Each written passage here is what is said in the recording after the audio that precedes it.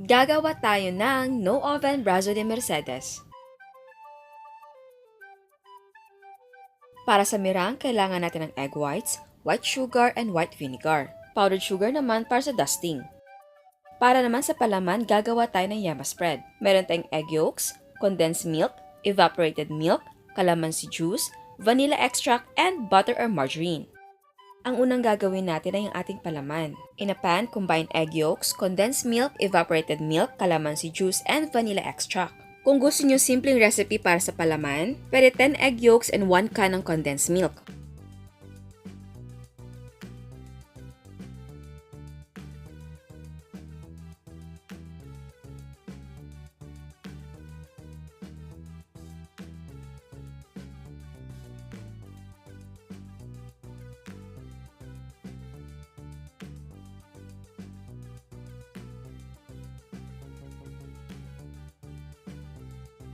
And then, turn the heat on and cook over low heat.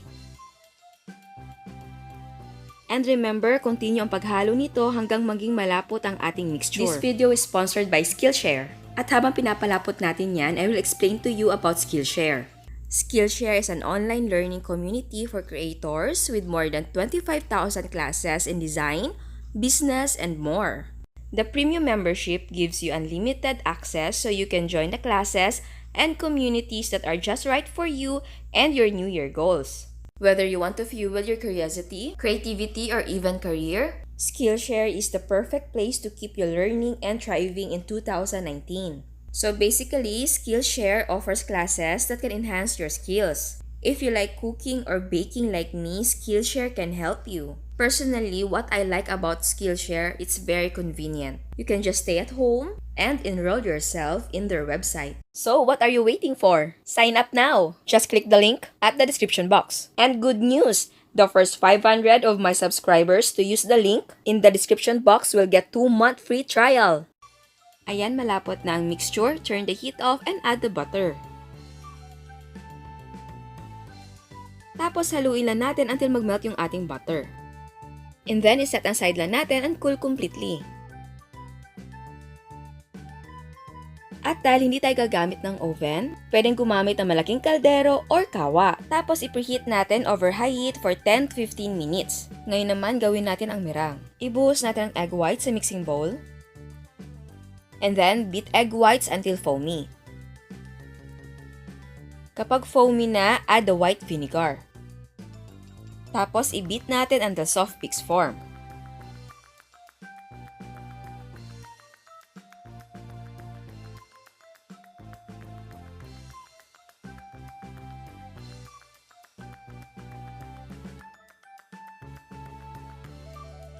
Kapag soft peaks na, gradually add the white sugar and beat until stiff peaks form.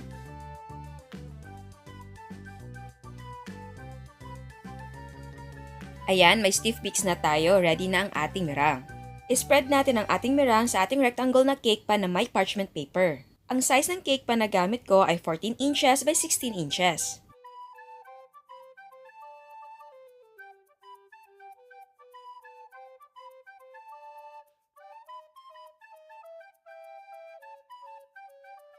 Ito ay optional lang, pwedeng gumamit ng pastry comb para sa design.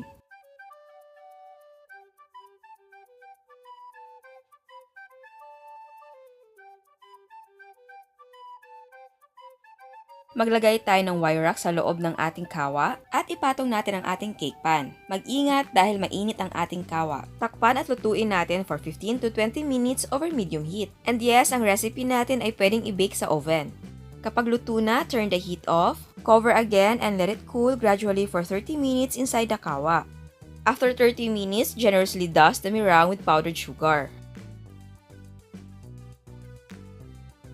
Tapos, lagyan natin ng parchment paper and wire rack on top. Kung wala kayong wire rack, pwedeng gumamit ng malaking plato or tray. And then, baliktarin natin and remove the pan. Tapos, gently peel the parchment paper off.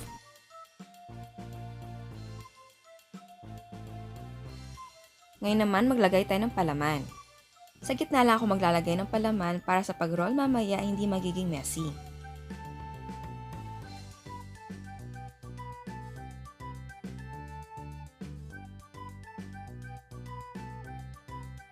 Now it's time to roll.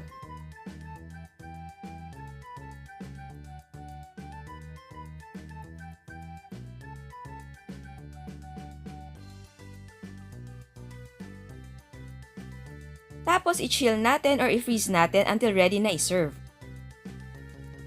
At eto na ang ating no oven brazo de Mercedes.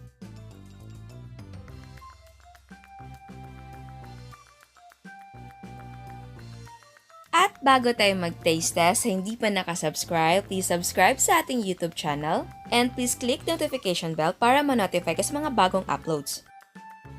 So ayan, titikman na natin. Kunin natin yung may filling.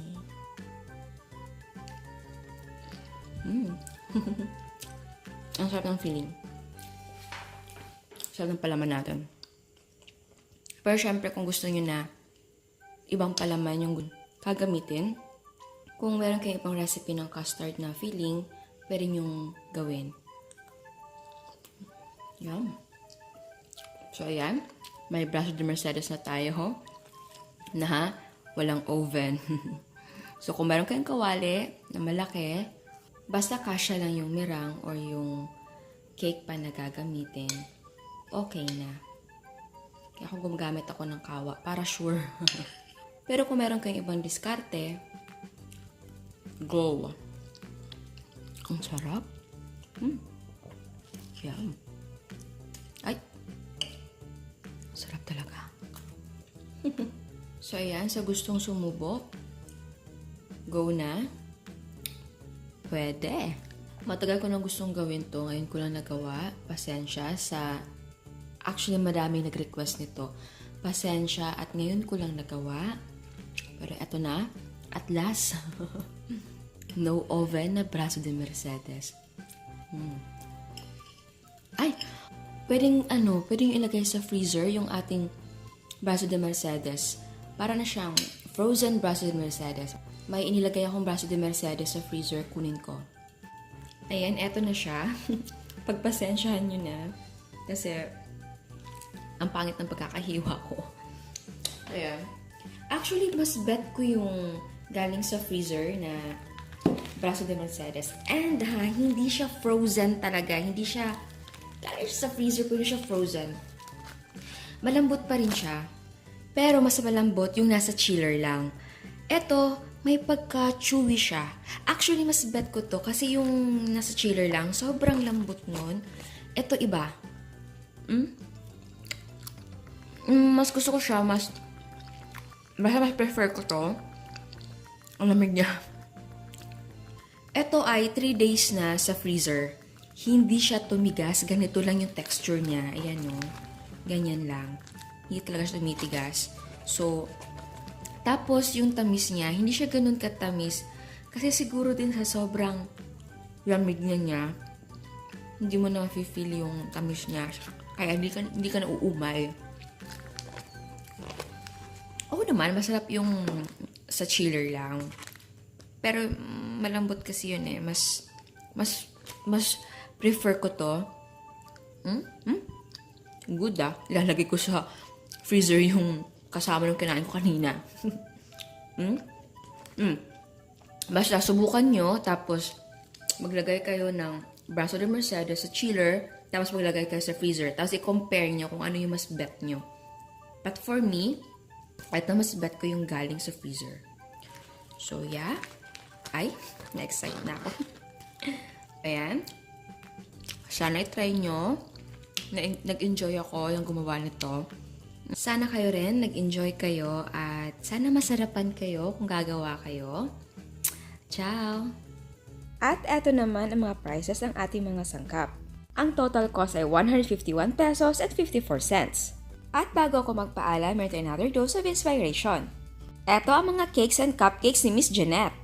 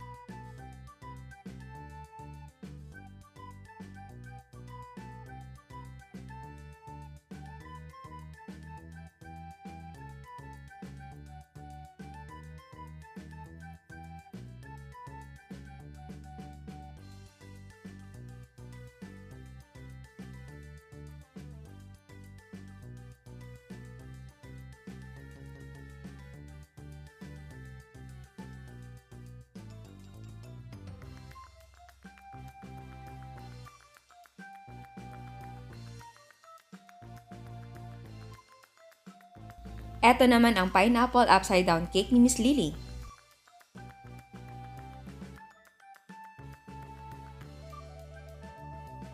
Ginawa niyang cake para sa 5th month ng kanyang anak.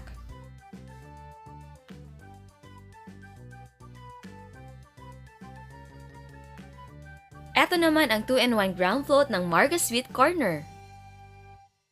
At meron siyang mga cakes.